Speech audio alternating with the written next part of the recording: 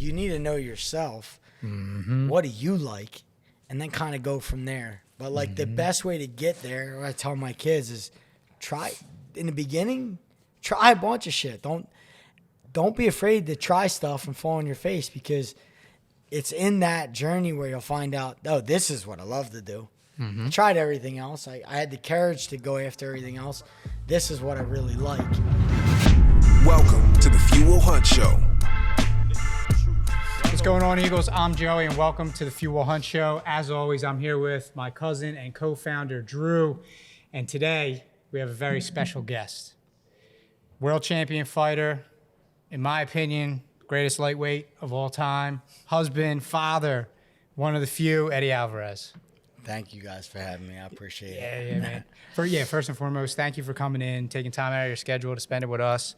And even beyond that, thank you for believing in what we're doing and always repping the few. Like whenever I see you, whether it's you're doing something local or you're doing something national or you're on the world stage, you always have some type of Fuel Hunt on.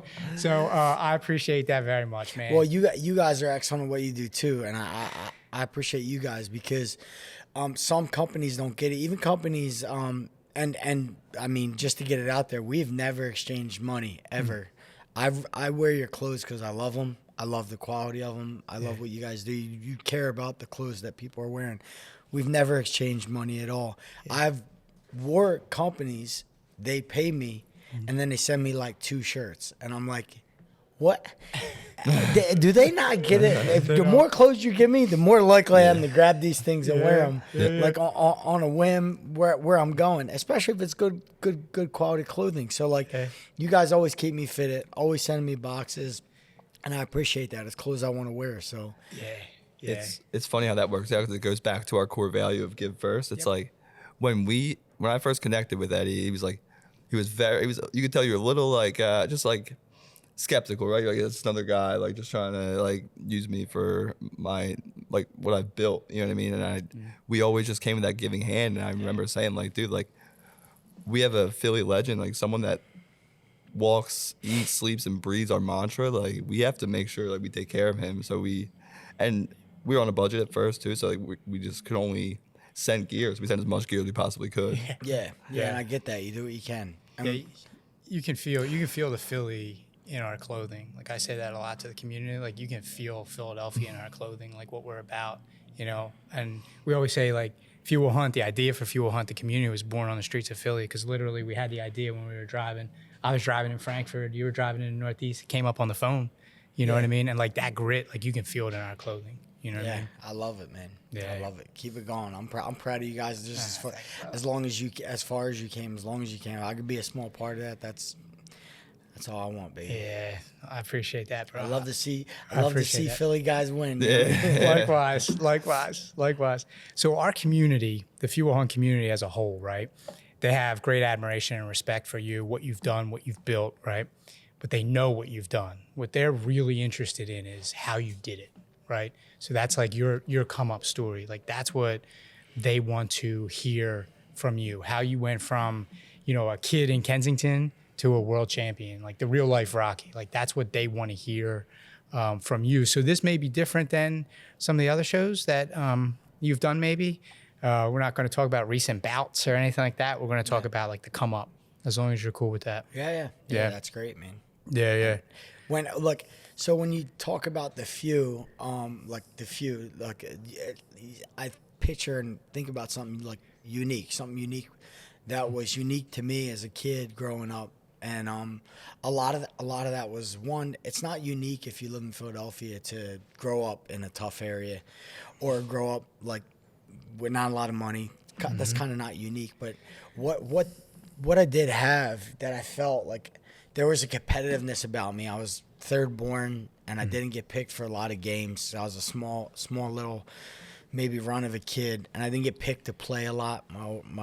The kids on the block were a little bit taller, a little bit bigger, a little bit older.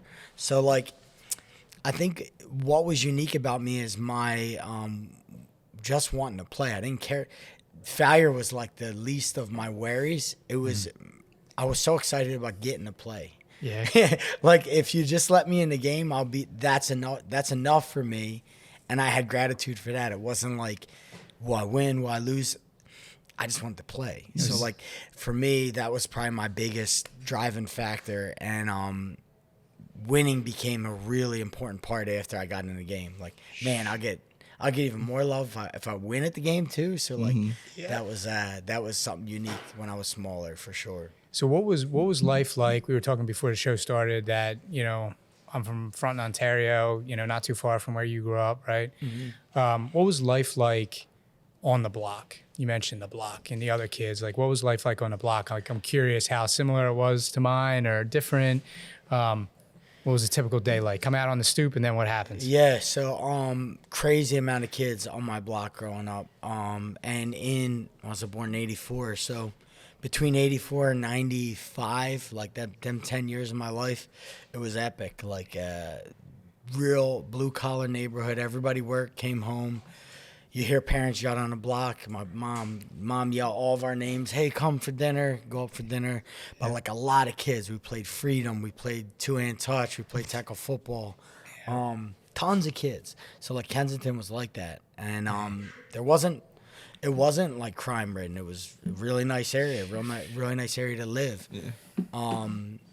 And then up until about right around 10 years old, that's when things got just changed completely. Like it went dark. It went from like the nicest place ever to live to you just started seeing drugs come. You started seeing Section 8. I say moreover, Section 8 killed every beautiful neighborhood inside of Philadelphia. The idea of Section 8 housing kind of crushed what was going on. They started giving people stuff for free, and that was a problem. Giving housing for free, they started giving handouts for free and not making people earn them and feel proud about what they're getting. So like that was a problem, and it destroyed the neighborhood. Yeah. And it made it dangerous, and it made it not a good place to live. But as a kid, man, it was amazing. Yeah, I have that same. So I was there for a little less time than you were, and then we moved to Juniata, actually, like right up from Hunting Park Ave, like right up from north. Juniata. Yeah, and I went to Holy Innocents. So I went from Ascension to Holy Innocents. Yep. Because it did seem like things flipped quicker than one would believe they could in the neighborhood, as far as like, safety and family fabric and things like that. It changed quickly. Real fast. Especially on the block. Like, yeah. Oh yeah. On my block in particular, like there was I think Jamaicans came in and started selling. That was the first thing, and then there was a war between the Jamaicans and the guys who were originally there selling drugs. So then it went from selling drugs was the worst thing. Now people are murdering each other over it. Yeah, right on the smaller blocks where, you can do things but my block luckily was a little bigger, a lot of kids on it. So there wasn't a lot of drug activity on my particular block, but just all the surrounding blocks were. Yeah. Then you got robberies. It all just kind of is a domino effect. It just manifests itself terribly. And like the best thing for me is that my parents, I kept with a foundation of faith. I was a Catholic growing up. Well, actually, we were Baptist, and where we sang and dance and do all that, and then we went from Baptist to Catholic. I got baptized when I was probably like around 8 years old, something like that.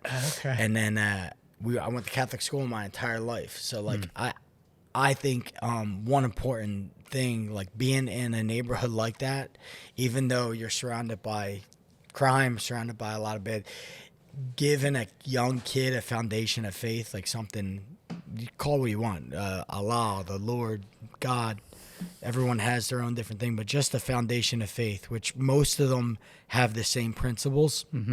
Super important in a dangerous world to have faith and belief, like for a child, so he can feel safe.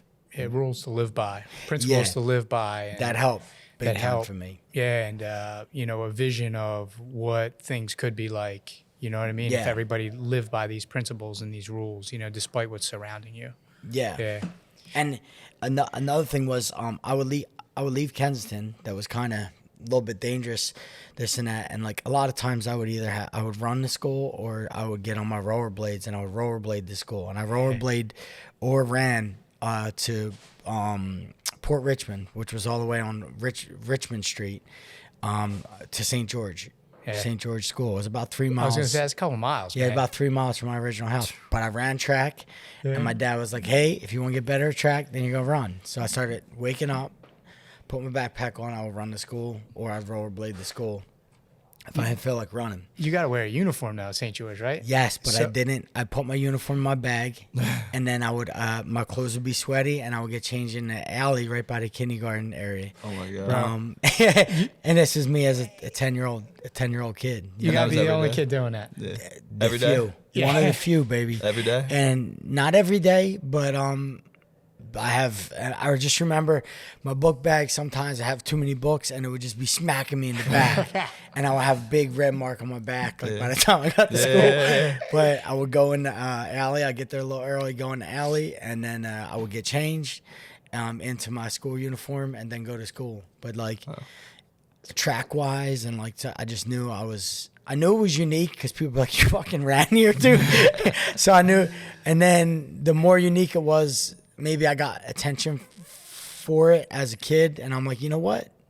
Fuck it, I don't want to be like everyone else. I'm proud. I'm getting more attention being myself or doing this thing that kind of is odd and a little bit weird, but I'm getting more attention from that than trying to fit in. So like I just that's what I did. And it was a positive thing. You know what I mean? Not only was it keeping you in shape, but it was feeding the other things that you were trying to do. Because you were boxing at the time, right? I was I was like multi-sport. I played as a young kid. I just did football, basketball, track and field. Okay. I didn't wrestle till later on in my life, but like them 3 sports were my main sports all the way up until all the way up until high school. Okay. I didn't start wrestling until high school. How about boxing? When did you start? Like, boxing, were you in a club when you were boxing? I went to Front Street Boxing Gym. Okay. There was a year in my life where my parents couldn't afford the tuition, and they were like, "Hey, you guys want to, one of you guys want to basically volunteer to not go to Catholic school this year?" I'm like, "Yeah, I'm good. I'll do it." And so I went to Conwell in 5th grade. Yeah. And that was weird because all my friends I grew up with were in St. George, but I'm like, I'll go to Conwell. So I went to Conwell, and Front Street Boxing Gym was right down the street. So I begged my dad, like, "Dad, can I box?" And he didn't really want me to. But then he signed the paper, gave me the release, and I started boxing at Front Street Boxing Gym, 5th grade. That had to be like, it's probably like 10, something like that, maybe 10 years old. I remember I used to write on the thing. You used to write your weight. I wrote 85 pounds, so I was 85 pounds, whatever that was. That was my first trip to the boxing gym. Yeah. That's amazing. I was going to ask you about running to school. I'm glad you brought that up because in some of the shows that I've seen you do or the interviews that I've heard, I think you mentioned that like from that activity of running to school, and you hit on it, it kind of began a formula for you for life, which is to do the uncommon work, be different, right? And I'm assuming that that's the theme that you've kept with, your training, your fight camps, everything. Like, do more work, do the uncommon work, be different. You know what I mean? Yeah. That honestly, easy formula, easier said than done, right? So everyone says it, right? But then you wake up and the work's there to be done, and you don't feel it, right? You're like, damn, I really don't feel it. And I think at a really young age, I had a unique ability to ignore my feelings and do what I felt was the right thing. And at a really young age, I started to separate myself from my feelings. Amen. And wrestling further did that to me, gave me a better practice and separate myself from my feelings. And by the time I started my fight career, I was completely void of feelings. It was the effort. It was the effort, not the emotion. I knew what I had to do, and how I felt was the last thing I was worried about. So when I started my fight career off, I didn't do a fucking thing I wanted to do. Anything I wanted to do didn't matter. I put myself last, my feelings last, and I knew I had a job that had to get done. I knew I needed to be relentless. I needed to I needed to do a lot of things that I wasn't going to feel good about, that it wasn't going to be comfortable. And I just went deep into it. I probably went a little too deep into it, to be honest with you. I became voided of feelings, like, and even other people's feelings. Yeah. I had trouble being empathetic and sympathetic toward people because I was so mean to myself. Maybe, maybe I was so I didn't give myself room to make an excuse, and I didn't allow anybody around me. So I wasn't really a good friend. I need to work on that myself. And I feel like that's a common trait amongst the few or entrepreneurs and people that are striving to do great and different things, is that we tend to be a little selfish, especially like when we're building businesses. You're building your name in the fight game and also businesses, but you really just think about, you wake up and think about the work that has to be done. You don't think about normal people things, right? Yep. I heard you say in a prior interview that you were working in cement work or concrete, right? Yeah. And that, like, at what point did you know that you were like, I need to get out of here and do something meaningful or great with my life? It wasn't like a light bulb moment. It was, it was my, when I was 18 years old, and we're still living in Kensington. Me and Jamie, we've been together since we were 15 years old. She was with her father. I was mostly at her house, but we're back and forth in Kensington. And my parents moved away when I was 18. They moved to Florida. And so it was me and my siblings, and we were splitting the bills. And the bills. You and your siblings and the bills. We were just splitting the bills in Kensington, and that was going to be my life. And that was scary for me because, like, I'm a competitor. I'm coming fresh out of North Catholic, ranked top in wrestling, and I'm going to go from that to my life is about to become, hey, you're a concrete worker, and that's it. And that the idea of me working concrete for a guy and just being monotonous and mundane, no excitement, it really scared the shit out of it. It scared me to no end. That idea. I remember writing Jamie some letters when I was younger about how much it scared me. And that fear kind of gripped me to the point where I'm like, I need to be competitive again, and I need to find a gym, and whatever that meant, whether it was for money or not money, I just need to be competitive. So I just went. I got to the nearest local gym of guys who were training, and I started to fight. I was fighting every weekend anyway. So I'm like, this is all I know. I did great at wrestling. I always loved combat sports. I always loved to be competitive. So, like, I started doing that. And that just started snowballing. As I got deeper into combat and fighting and that, going to my job became like, it was like a place that I went to that got in the way of what I really wanted to do. Yep. And then it became almost exhausting to go to work because I'm like, you're wasting your time here. Yeah. You got to figure a way out of here so you can just do what you want to do. So, like, that fear and that anxiety of staying at concrete kind of drove me crazy. Yep. It drove me wild to train at a different level. It's crazy to think that you're also a side hustle entrepreneur, right? Like, you are a fighter by trade and business, but realistically, you experience the same pain that Joey and I felt in business. Like, we were at our day jobs, and we were just like, get us the fuck out of here. Like, we know what we're called to do. Yeah. And we wanted to do it as soon as possible. And what were you guys doing before this? I was in sales, and Joey was in tech. I was in tech. Tech, okay. The fear of staying the same was fucking terrifying compared to the fear of the risk that it takes to build something like this. And maybe that's a character trait because I have siblings and they're totally fine with their jobs, and that's like I'm like, hey, everyone's different. So like, if you're good with a job, great. We need you guys needed workers, right? Yeah, You need yeah, people, yeah. but Yeah, yeah. like not everyone can be that. Not everyone has that temperament or that is that risk adverse. But like something in certain people won't allow them to do that, and that's we're needed. Yeah. The one quote Joey always likes to say is, "To risk is to live," and it's almost, even when I was in sales, I just love living life knowing I could either be great or I could fail on the next day, and like that energy and that thrill like kind of like drives my life still to this day. But one thing that stays common through the few is to get through it, we grow through it. And I know you mentioned Jamie's been with you forever almost. Was there any times in your journey that were really dark and hard for you that you like maybe almost felt like giving up, and you guys got through it like any certain way that you would like to share? Oh man, giving up, plenty of times.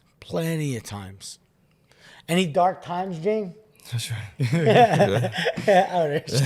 I'm like, shit, man, it's full of dark times. So like, and that's why it comes back to our beginning of our conversation was, as a young kid, the best gift I could have given myself or given from my parents was a foundation of faith, because there's going to be a dark times all the time, especially in a journey of like this uncertain, and you need something to believe in when there's all darkness there. You need to be able to search for light, like even the tiniest bit, and then just focus on that light and say, hey man, I know it's bad, but that teeny bit of light, just keep your eye on it, because that's what you want to aim for. Mm-hmm. So like we've had dark times. Like I said, me and Jamie met when we were 15 years old. Like we had Eddie when we had my firstborn son when we were 20 years old, and we're not even established yet. Yeah.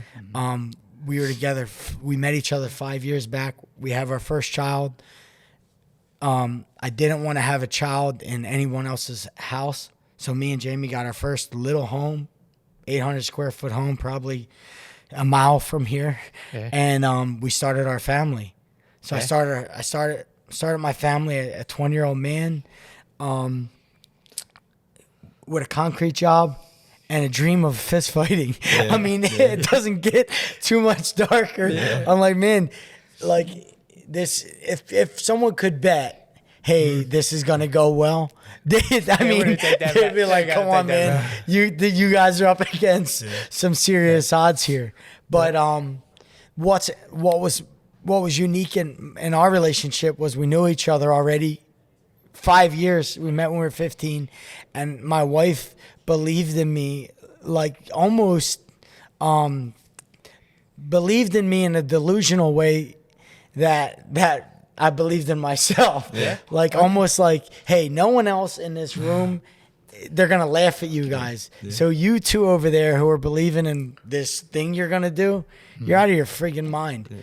But my wife believed in me that way. And I think if you find a woman who can do that for you, a man will figure a way out. They'll figure a way to get it done. Mm-hmm. And then once you begin to have a family and your kids believe in you that way, then it just goes to a whole nother level. Mm-hmm. Like, I got to get this done. Yep. Yep. So, like, that was what I had, that kind of energy and that kind of force and that kind of support at 20 years old. Yeah. Mm-hmm. So it was like, at 20, I'm like, I gotta get this done. Yeah. This can't be a dream.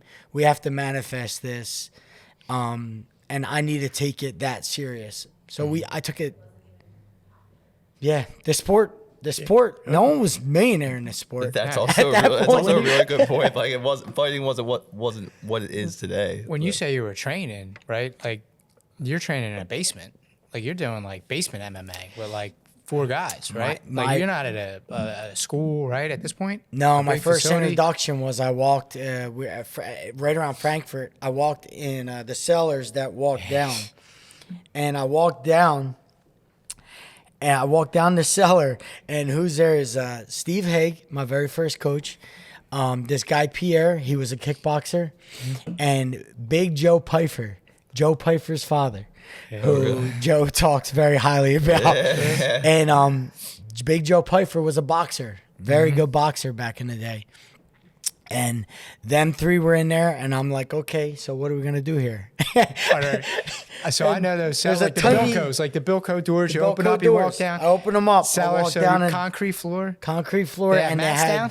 they had you know, the foldable mats. Yeah. They might have had like three like of them. the kids' gymnastics mats. Yeah, we might have had a total of like a 8x8. yeah. And we're like, okay. And I remember I was a wrestler at the time from North Catholic. And I'm like, okay, so this is what I'll bring to the table, wrestling. This guy boxes. He's a pro boxer. This guy kickboxes. And Steve Haig did Brazilian Jiu-Jitsu. So I said, between the four of us, We can put something together. we could be a badass guy. So we popped in VHS tapes. Yeah. We watched instructionals of the top story. guys.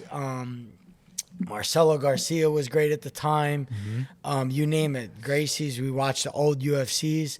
We watched them because there wasn't any resource to go to Yeah. for MMA. There wasn't a ATT or a Kill Cliff to say, let's go here and train at the highest level. It was us watching tape. And then most of us had, grew up in gritty neighborhoods and been in fights. And that was it. That was the extent of fighting in 2001, 2002, when I began training. So you're bringing something that we can't just like gloss over. Is you're bringing different skill sets, all the guys in that basement, but you're also bringing your grit to it. Where's Pierre from?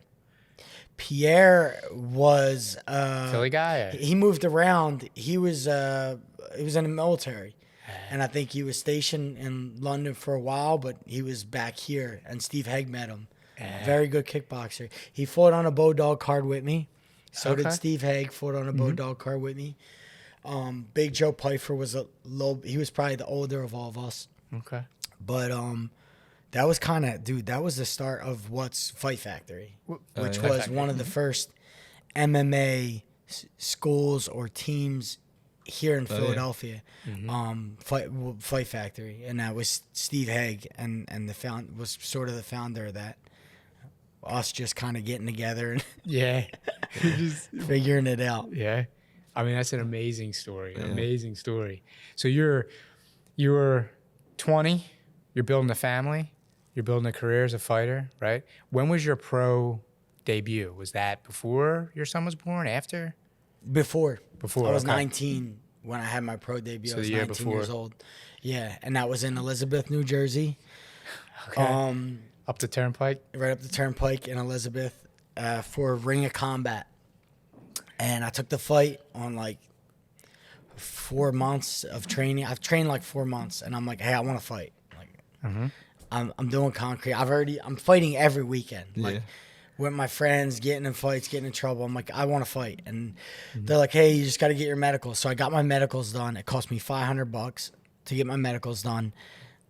I sold about $200-$300 in tickets, so I was in the whole $200 for my first fight. Didn't even break even. I didn't break even. Luckily, I think we got about 75 people there. We sold some T-shirts, Okay. and everybody came up from Philadelphia on a cheese bus, and we put a keg on the cheese bus, and everybody came Classic up Philly move. and they drank the whole way, all the way up to Elizabeth. Got off the bus, and boom. It was like on a basketball court, like a Indoor rec, one? like a rec basketball court. They put some stands up, and we rumbled right there. I went against a Matt Serra purple belt, and Matt Serra was cornering him. Yeah. And I knocked him out in like 3 minutes, and he didn't get up like for a while. And I thought I killed the first guy I fought. That would be crazy. I got excited, Yeah. and I went from excited to concerned to holy shit, I killed this guy, and it's my very first fight. So he was down for a minute. They smelled and saw everything. He wasn't getting for up. real? They God. cut the camera, they cut it again, and when they cut the camera like the third time, the guy got up. Yeah. And I was like, holy shit, this is wild. Was that first stadium experience or Big Lights experience anything's in comparison to wrestling at the Pit in North Catholic? Dude, or- the Pit got me prepared for this. Yeah. So like the Pit, I own my skills at the Pit. That was the real foundation of me competing, competing in front of my friends, dealing with the fear, the anxiety, the nervousness, and being able to go out there and just put on at another level. And the crowd always did that for me, but I got the support. All them people from the pit, all the people from the out the bars in Philadelphia, all of them just gathered and was like, that kid Eddie's fighting. And we all seen him fight in the neighborhood, or we all seen him wrestle at the pit. Let's go watch him wherever he's going. And that was the kind of, it just grew, man. It grew very fast. Yeah. 75 people at your first, now I know you didn't break even, but 75 people at your debut is good. And like, that's solid, right?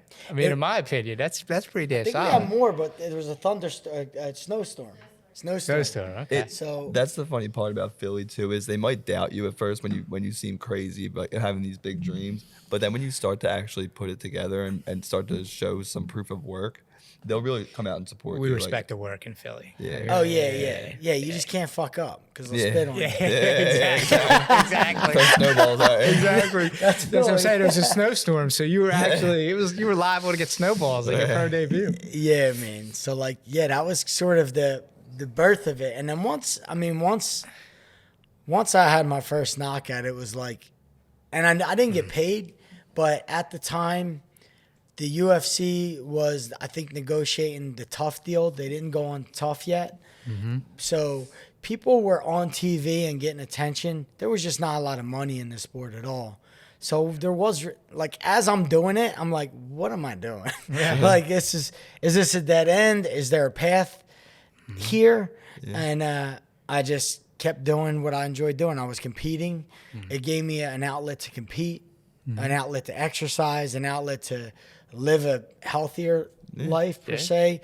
And so I went after it. And the rest of like what Dana White was doing with the UFC, they were working to build it at the same time. So like by the time my third fight came around, the UFC, they had the Ultimate Fighter on TV, and then they really broke, and people started to make some money, and you started to see a path to make a living through fighting. And that was probably like my second year into fighting, where I'm like, holy shit, I could just fight. Like I don't have to do concrete work, come home, train twice a day, go to sleep, and then do concrete work again, rinse, repeat. I could just fight. And the idea of that was so like, it was so, that becoming a dream and becoming a reality, I lived there. I lived in that reality. And then this reality that I was in became so unacceptable that I'm like, I gotta be there. I gotta go there. I have to go, because now it's an opportunity, and I'm gonna put it on myself to get there. You know. So we did that. And you said it grew quickly. Like after that pro debut, it started growing quickly. So now you're 2 years in, and now you're pursuing full-time fighting, right? Basically. Yeah, 2 years in, 2 years, 3 years, year 4. We would pray on this. Hey, Lord, please, if you just give me opportunity to just quit my job, just not be able to, and just make enough money to be able to train full time. I promise you, I will treat this like a job.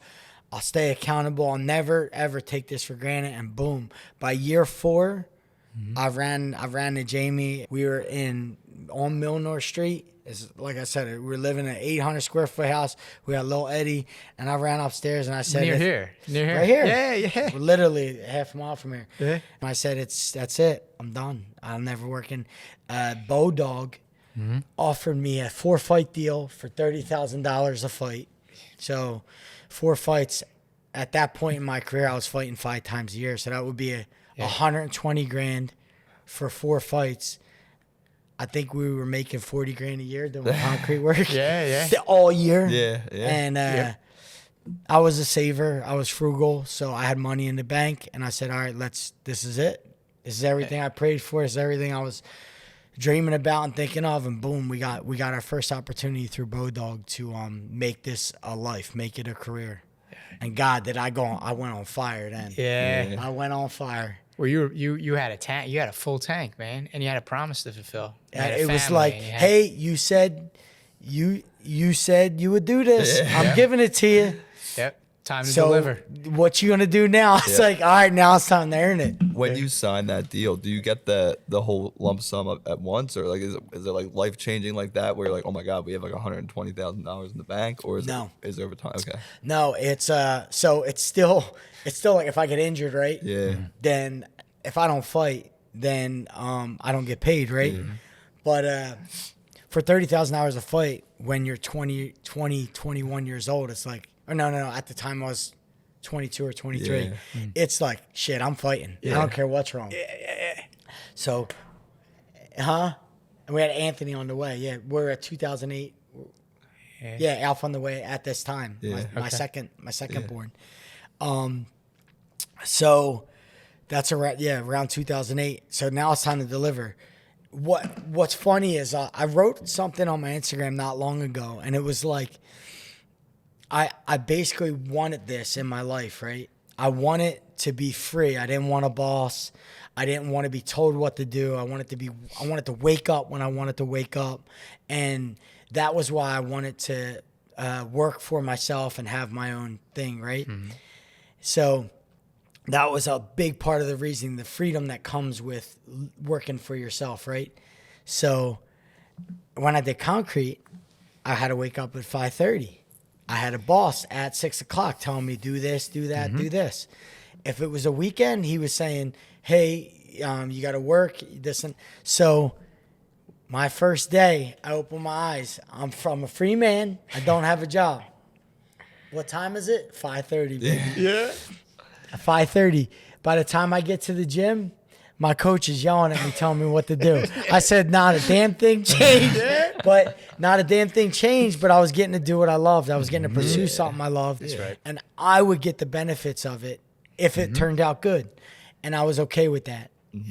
But you're not any freer. Freedom is up here. It's in your mind. Yes, But yes. you will get the benefits of your hard work versus your boss getting the benefits Sure. of your hard work. And That was what changed. You're speaking my language with the freedom. Like that's what drove me to want to be an entrepreneur so much. But the freeing part is that you know you're doing it for yourself, so you don't mind the work. The work, you know, it's all going to you. So you're okay with putting out every day. Yeah. There's different levels of freedom. Like everybody consolidates it into just one word, but there's like financial freedom, there's time freedom, there's freedom of relationships. Like what you're describing is what we talk about all the time, which is freedom of purpose. Like, you know, at that point, you knew why you were on this planet. You knew your purpose. You know what you needed to do, and now you were free to pursue it. Yeah. You know what I mean? So it's a beautiful thing.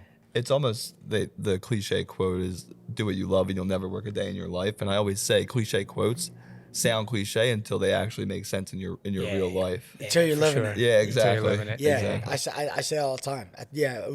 I haven't worked since I was 23, 24 years old. We joke about it. Yeah. My family will be like, Ed, what time you got work tomorrow? Like, it's a joke. Like, Yeah. But it's dead serious to me. I held myself just as accountable as my boss said. If my boss is going to say, hey, be there at 6:30 and I'll show up, then you're damn sure I'm going to show up for myself. Yep. So when it was my time to put my schedule together, nobody fucked with my schedule. Yep. My schedule, 6:30, be here. I'm going to be home. I was training 3 times a day. Yeah. I had no more freedom than I had. I probably had less. Yeah. But I knew I was a man on fire. Yep. Now Yeah. I took the ceiling and I ripped it off and I went, hey, I'm headed to this. I'm headed to the moon. Yep. So like that's how I felt, and it was all up to me now, and I was okay with taking on that responsibility. Sure. So Man on Fire goes to be a world champion, the first to be a world champion in both Bellator and UFC, right? Pretty Yes, sure? Yes. Yep. No, there is no other. I don't believe. Yeah. There's no other man to do that. And then that's you. Yeah, I'm the guy. You're the guy. You're the guy. You're the guy. awesome. So we won't get into everything, right? All your bouts. My question for you is, and maybe Drew has a question too, of all your bouts, right? Which one taught you the most about yourself? Whether it was a win, loss, or no contest, like of all your fights, which one taught you the most about yourself, or taught you the most about life? An important lesson. My God. So like I have notes. So after Mace, I mostly notes after all my losses, all my major losses. I have notes that I write down, and I think that's like an important part of taking big losses is kind of reflecting, critiquing, and then more importantly, forgiving yourself for it, and then writing a map on how you're going to move forward and not do it again type thing. And that it's a way to help forgive yourself and move on as an athlete. So like I have tons of notes and lessons, but like I think my biggest win, and I think it had more to do with where I was at in my life, what was on the line at the time, and overcoming what was in front of me was the second fight with Mike Chandler. We weren't in a great spot. We moved from Philadelphia out to Florida because a manager basically was supporting me for a little bit, for a couple months. We were low on money, and the promotion was suing me. Me and Bellator were in a lawsuit, and they were trying to get me to go bankrupt so I can cooperate with them and re-sign with them. So it was a very odd spot. I was at war with the promotion that I fought for. I was at war with my boss. Yeah. And my boss wanted me to devalue me. He wanted me to not win so I could re-sign and be broke and do what he wants me to do. So, like, really weird spot. Not a lot of money. Not in our, not at home. Not in Philadelphia. We're away from our house. Me and my wife are renting a house for the first time. Like, we're renting a place. We have our own home at home. Yeah. We're renting. We're just trying to chase what's there in Florida, the opportunity that's there in Florida. And I just remember making a decision that I won't lose. I made that decision before the camp even started. And I was going to be relentless in my approach to win. So I made that decision, and I found out things about myself, like where I can go, not just physically, but spiritually, if I just decide. If I just decide and I'm willing to do whatever it takes, that I felt like I could manifest, I can make whatever I want to happen. And that was like eye-opening for me. And I went there. I went to a crazy place getting ready for this fight because I made a decision to win, and I wasn't going to let anything else happen. And that was a crazy fight. I knew it was going to be a crazy fight. I knew how deep I was going to have to dig because I was fighting a guy, very, very tough opponent who can take damage, give damage, and stay in there. And that second fight was like, it got spiritual inside there. And I prepared in a way that that I just wasn't willing to lose. And that was I learned a ton from the camp, from the training camp, and even the aftermath of the fight. I learned a ton about myself, and I left it all with basically a big fuck you to my boss, that he's not gonna control me. He's not gonna tell me what to do, no matter what evil he's trying to do to me or try to beat me down. I'm the boss of myself, and I took complete accountability for what I had to do, and went after it full force. Sound like you had to win a fight before the fight. Like before you even went into the fight, you had to win a fight. We're up against everybody. Yeah. Everybody. The opponent was the smallest of the worries. It was the promotion. Yeah. Trying to fuck with me, trying to fuck with my family, our resources, our money. It was a bad spot, and all while it's just me, Jamie, and the kids. We were in a foreign place in Florida, trying to meet new people. Yeah. So it was basically us against the world. I'm finding so many, like, even feeling more connected to you after this conversation because there's so many mindset similarities. I mean, I know we do different things for work, but I always tell people the way Joey and I got here, because everyone's starting an apparel brand nowadays. Everyone's starting a business in 2024. But the thing that separated us from everyone else is that we had a relentless refusal to quit, and like we were ready to die doing this. My question for you though, we have a lot, like I said, a lot of like side hustle entrepreneurs or people chasing big dreams alongside of their main jobs. So is there any advice you would give to someone who's chasing a bigger dream or goal that you would like to give them for the people at home listening? Yeah. There was a fighter recently. I'm not gonna say his name. That was on. He was on Instagram, and I seen he was doing.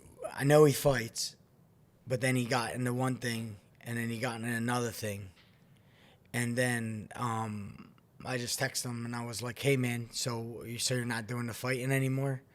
And he goes, No, I'm still fighting." And I said, "Well, you're either a fighter or you're this. You can't be both." So, you got to commit to what you're doing. And if you're doing anything else, that just tells me you don't truly believe in the thing that's in front of you, because you wouldn't do anything else. So, like, if you really have a dream, you need to commit full to the dream, because your competition isn't fucking doing real estate. They're not dabbling in other things. Your competition is psychotic about what they do. And they're obsessed about it, and they love it. And there's nothing more that they want than to crush you and everyone around them. So, like, that needs to be your approach. It needs to be burn the ships, inflate the boats, kill everyone. And your approach needs to be that. It can't be anything else. You will get murdered if it's anything else. So my biggest advice would be is just commit wholeheartedly, or do the other thing. But don't do both. You'll just be kind of shitty at both. Do the one and become great at it. And if you are bringing something else in and dabbling in that, then this ain't for you, because you don't believe in it. So, like, that would be my only advice. And the biggest people, the best people that I connect with and love aren't the most successful. It's just the ones who, like, unapologetically don't give a fuck and go after it. It's like, look at this dude. Yeah. Look at what he don't care if he wins or loses, but at least he's fully committed. Yeah. And you could be an asshole. I like guys who are assholes who are fully committed to being an asshole. I'm like, this guy is a full-on asshole. But I kind of like it because, like, he's wholeheartedly one. Yeah. That's what I connect with, is someone who's all in, and don't really, have a second, third, fourth thing where they're just kind of, I'm not sure. Yeah. Yeah. And that would be my biggest advice, is you commit, and then sell the people around you as good as you can for them to jump on board with you, and also commit the way you are. Yeah. Sell them in a way where they don't want to do anything else either. Yep. They can see the vision just as clear as you can. Yeah, I don't think that it's not only the biggest advice, it's probably the best advice you could give somebody. I'm going to go run through the brick wall seriously. We're just going to run through a brick wall. No, I mean, I feel like that's the best advice. And we see that a lot now, especially in the entrepreneur space. Like, as soon as things get hard and it requires that next level of commitment, they switch to something else. You know what I mean? And then they start rebuilding again, instead of being able to double, triple down, quadruple down, like you've done in your life over and over again. Like, that's a consistent theme with you, right? I mean, adversity has shown up in different ways, and you've said, plan's not changing, zero options. Like, you tore the ceiling off, you saw the light, and you're going, and that's it. Yeah. That kind of commitment, that's all it has to be. There is no other way. If someone tries to say, try it this way, try it. So there's no shortcut or magic pill or hack to get there? No, of course not. Absolutely not. Of course not. It's full commitment, and you take full responsibility of everything. Yeah. If you won, you won. If you lost, you lost. And that's the kind of accountability that needs to happen. So it's like getting involved in other things is just, I'll tell you, I spin so many plates. And I've had so many opportunities. I have people that asked me to start a gym a million times throughout my career 20 years of my career. Started gyms, do this, do that. I could have easily started a gym. I could have had a gym for a decade now and been having a gym that I'm making $500,000, $250,000 a year on. It'd have been a really safe route. But I knew 100% the kind of person I am. Yeah. I would not be able to fully commit to the main thing that gave me everything that we have, and that's fighting. And Joey and I were, it's so funny. Joey and I were just talking about this before the show. It's everyone thinks discipline is getting up and running and eating well and training hard. But realistically, another side of discipline that everyone doesn't see is saying no to opportunities and shiny objects, right? Like that's maybe even harder than doing, because we love training, we love beating ourselves up, but saying no is sometimes the hardest part. Mm-hmm. Bro, it's so funny you say that, because I think someone could write a book on the idea of that today. Mm-hmm. The idea of saying no, because back in the day when you were training, I would ask a guy, hey, what should I do? And they would go, all right, well, you're going to run a couple miles, you're going to go to the gym, you're going to skip some rope, and then you're going to do some and you can actually write a book today. I would go up to people and say, hey, what should I not do? Because we're in a place where we have so abundant of resources. You could do anything. Yeah. Like there's nothing that's not available to me that's the same thing isn't available to anybody anywhere. Yeah. We have the same amount of information. We could probably go to the same gyms. It's all there for you. There's the big play is in what you're saying no to. Yeah. Are you saying no to the party? Are you saying no to the drinks? Are you saying no to all them other things that kind of get in the way, that interrupt or disrupt you on your path to your goal? Yeah. And the no could potentially even take you further than like the training does. Like if you just skip the drinks or the parties, you might be a better fighter, or realistically, you will be a better fighter on Monday than you would be if you did. Yeah, that's the problem with society. Like information and access is so freely available, you can do anything, and then a whole lot of people end up doing nothing. Mm-hmm. Yeah, you know what I mean? Because they're trying to do everything. There's too many options. It's too many options, and nobody's fully committed. You got a guy who's selling Amazon, and he's like, you know what, I want, and it's like, what do you need to know yourself. Mm-hmm. What do you like, and then kind of go from there. But like the best way to get there, what I tell my kids is try in the beginning, try a bunch of shit. Don't be afraid to try stuff and fall on your face, because it's in that journey where you'll find out, oh, this is what I love to do. I tried everything else. I had the courage to go after everything else. This is what I really like. Yeah. You know? It's hard to teach nowadays too, because with everything in today's society, you press a button and it's there. Right, you press DoorDash and it's at your front door. In building a business and building your dreams like you did, it takes 10 years, multiple years of fucking grinding and sacrifice and sweat and blood before you see any amount of results. And we're so conditioned in today's society to just have the results immediately that it's hard to be like, oh, you want results in this though? You're gonna have to wait a while. Yeah, there's no microwave for it. You know, you can't microwave these type of results, the results that we're after. You know what I mean?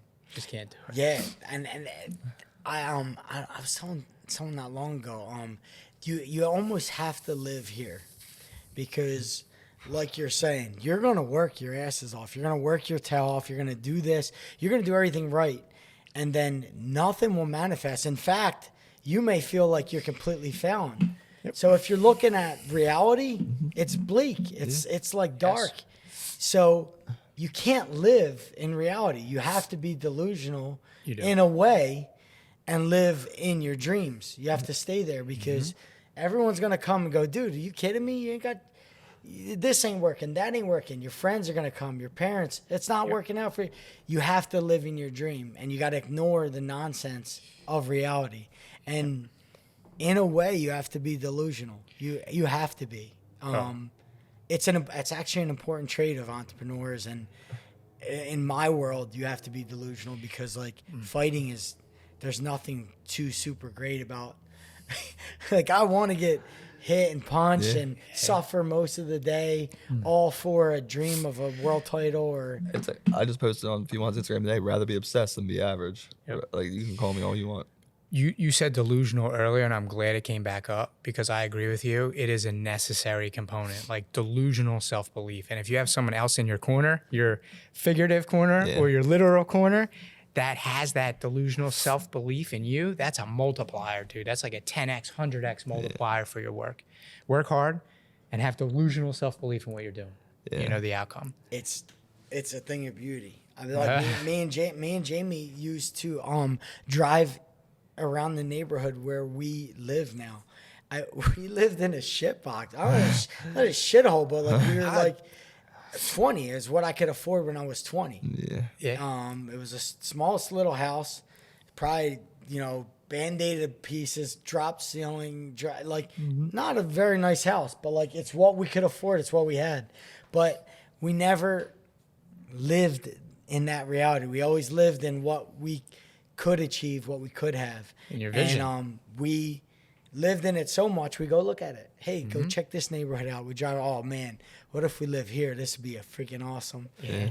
And them kind of trips it allows you to get the excitement to go for that. You know what I mean? You're speaking my language with the manifestation and the visualization. Like, it does sound woo woo, but it works. Like, and it does. You can see it play out in your life specifically. And I do agree that having someone in your life partner, be someone that's always cheering for you. Like, I could go home and tell Amanda we're gonna be billionaires in the next 2 years, and she'd be like, "All right, let me know when we're there." Like, and she's on the ride. Like, that's it.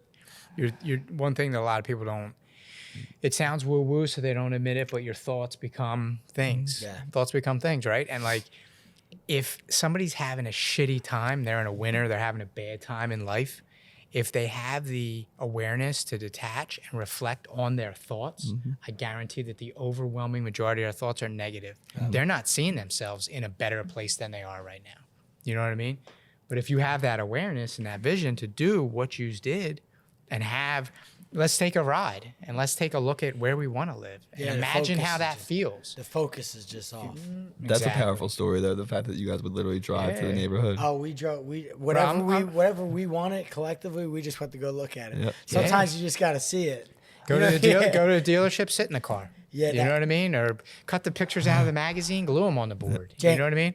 They're 19, 20 years old.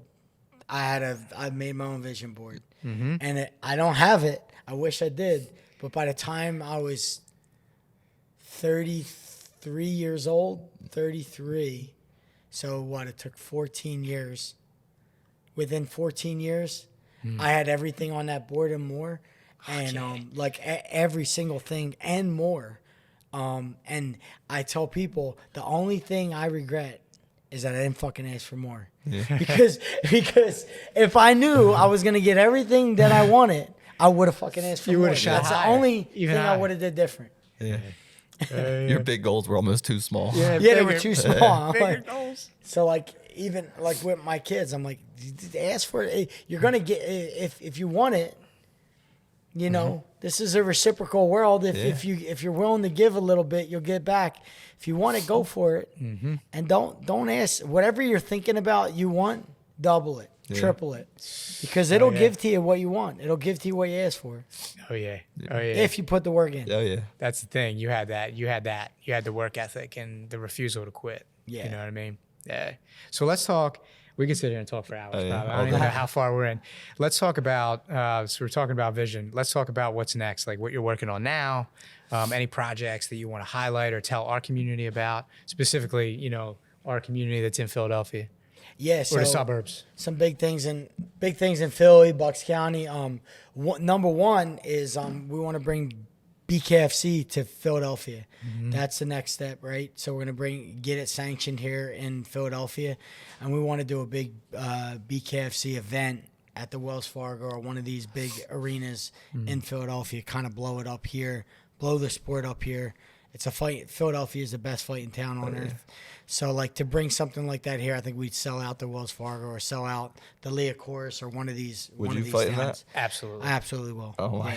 Yeah. So all of Philly will be there then. Yeah. Kind of blow that up. Yeah. And number two is I'm partnering with Jim Worthington of the Newtown Athletic Club, and we're working on. It's actually cleared out, and we already started mocking up like the build out of that's about a 20,000 square foot combat arena, and we're gonna have some partners in that to build out this arena, and it's gonna be on the lines of like a state of the art combat center, recovery, like college level strength and conditioning, turf, track, probably about 8,000 square foot of mat space, cage, boxing area.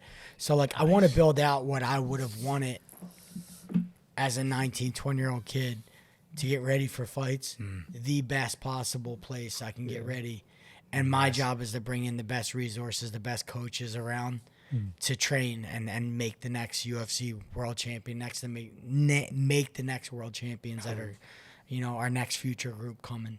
I love that, dude. I love that. Well, you got a partner in us if you need somebody for apparel. And fight wear, you got an apparel partner in us for that. Dude, I literally can't thank you enough. I knew this conversation was going to be great, but it was actually electric, 100 times.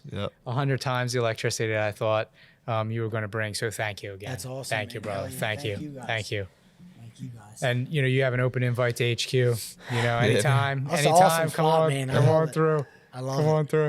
We can train on our 5x5 mats over Yeah, there. so we got a little bit of pre-fight factory mat over there where I roll with my dummy. It's a 10x10. So There you go. well, you got to start somewhere. All you need is space and opportunity. Yeah, baby. exactly. Ain't that the Thank you, truth? fellas. Ain't that the truth? All right, I'm gonna leave the few with something. Always choose hard work over handouts. Always choose effort over entitlement. No one owns you. No one owes you. You're one of the few. Let's hunt.